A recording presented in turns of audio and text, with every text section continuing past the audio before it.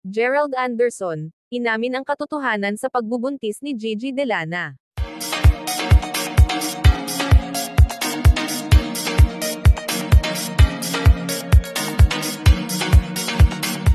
Matapos ang matagal na pananahimik, inamin na rin ni Gerald Anderson ang katotohanan tungkol sa isyong kinasasangkutan niya kay Gigi Delana.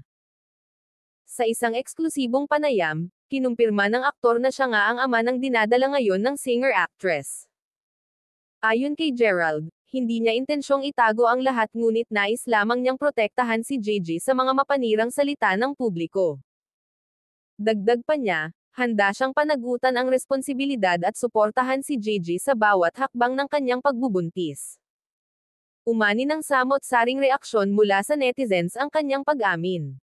May ilan ang natuwa sa pagiging tapat ng aktor habang ang iba naman ay naglabas ng pagkadismaya. Si Gigi Delana naman ay hindi pa nagbibigay ng opisyal na pahayag hinggil sa isyu. Gayunpaman, ilang larawan ng kanyang baby bump ang lumabas na online. Sinabi ni Gerald na gagawin niya ang lahat para maging mabuting ama sa kanilang magiging anak. Sa ngayon, humihingi siya ng pangunawa at respeto mula sa publiko.